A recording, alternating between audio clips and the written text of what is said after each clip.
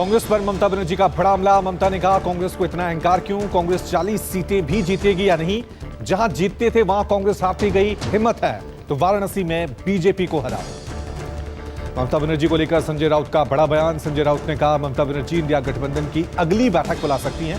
ममता बनर्जी ने अकेले चुनाव लड़ने का फैसला किया है, लेकिन वो अभी भी इंडिया गठबंधन का हिस्सा है। वहां एमवीए की बैठक पर राउत ने कहा कि प्रकाश अंबेडकर के साथ चर्चा हुई, सब कुछ ठीक है। मनरेगा के बकाया फंड की मांग को लेकर टीएमसी का प्रदर्शन। बंगाल की सीएम ममता बनर्जी का केंद्र पर आरोप। कहा, राज्य के हक पर केंद्र सरकार का कब्जा करके बैठी हुई है। ममता ने फंड रिलीज ना करने पर बड़े प्रदर्शन का ऐलान भी किया।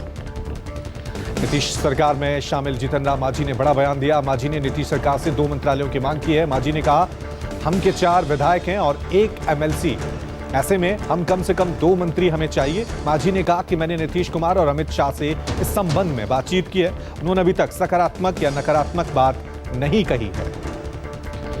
यूपी के पूर्व सीएम अखिलेश यादव ने एक ट्वीट कर उत्तर प्रदेश की सियासत को नई हवा दे दी है। अखिलेश यादव ने ट्वीट पर लिखा कि सूत्रों के हवाले से पता चला है कि यूपी में बीजेपी एक को छोड़कर सभी सांसदों को टिकट काटने जा रही है। अखिलेश ने लिखा है कि जिनका टिकट नहीं कट रहा है वो भी अपनी सीट बदल रहे हैं या फिर किसी सुदूर प्रदेश में अतिरिक्त सुरक्षित सीट ढूंढ रहे हैं। भाजपा यूपी में लोकसभा चुनाव के लिए अपने प्रत्याशियों के नाम की घोषणा करने की स्थिति में नहीं है, क्योंकि उनके वर्तमान सांसदों ने अपनी जेबें भरने के अलावा कोई काम नहीं किया।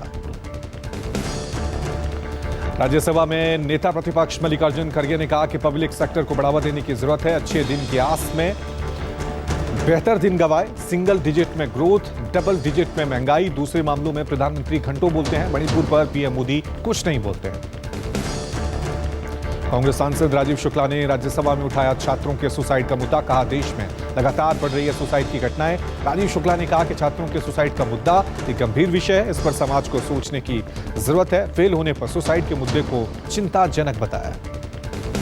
झारखंड में चंपई सोरेन की ताजपोशी हो गई है। चंपई सोरेन ने राजभवन में मुख्यमंत्री के रूप में शपथ ग्रहण की। चंपई सोरेन के साथ साथ 2 और विधायकों ने मंत्री के रूप में शपथ ग्रहण की। कांग्रेस के आलमगीर आलम और आरजेडी के सत्यानंद राम भोक्ता मंत्री बने। हेमंत सोरेन को राहत नहीं मिली कोर्ट से। एमपी एमएलए कोर्ट से कोई राहत नहीं मिली। हेमंत को 5 दिन की ईडी रिमांड पर भेजा गया। इससे पहले हेमंत सोरेन को सुप्रीम कोर्ट से बड़ा झटका लगा। सुप्रीम कोर्ट ने याचिका पर सुनवाई से इनकार किया है। सुप्रीम कोर्ट ने सोरेन से हाईकोर्ट जाने को कहा। सोरेन ने गिरफ्तारी के खिलाफ याचिका दाखिल की थी। गठबंधन के 36 विधायक हैदराबाद पहुंच गए हैं। सभी विधायक चार्टर्ड विमान से रांची से हैदराबाद गए हैं। कल घना कोहरा होने के कारण विधायक एयरपोर्ट से लौट आए थे। अब ये विधायक 5 फरवरी को फ्लोर टेस्ट में हिस्सा लेंगे। चंडीगढ़ मेयर चुनाव में धांधली के आरोप के बाद आम आदमी पार्टी ने बीजेपी मुख्यालय के बाहर प्रदर्शन किया। चंडीगढ़ मेयर चुनाव को लेकर आपका प्रदर्शन में सीएम अरविंद केजरीवाल भी शामिल हुए। दिल्ली में बीजेपी पर केजरीवाल ने बड़ा निशाना साधा। केजरीवाल ने कहा कि पाप पड़ने पर ऊपर वाला आता है, पाप के बाद कुदरत झाड़ू चलाता है। चंडीगढ़ मेयर चुनाव में वोटों की चोरी की बीजेपी के पाप का घड़ा भर चुका है। बीजेपी सत्ता के लिए देश भी बेच सकती है।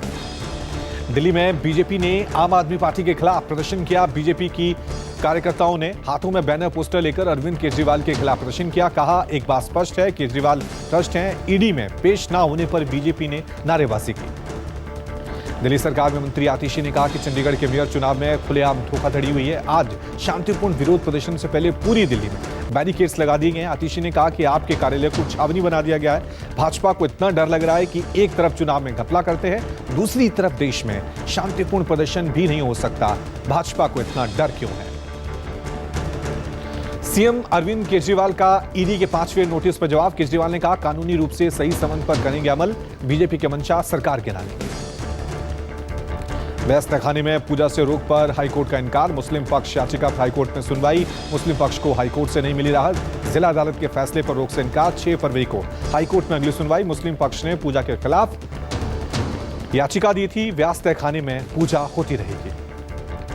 आज से यूपी विधानसभा के बजट सत्र का आगाज। राज्यपाल के अभिभाषण के साथ विधानसभा में जमकर हंगामा। सपा विधायकों ने हंगामा किया। बजट सत्र 12 फरवरी तक चलेगा। 5 फरवरी को बजट पेश करेगी सरकार। वित्त मंत्री सुरेश खन्ना विधानसभा में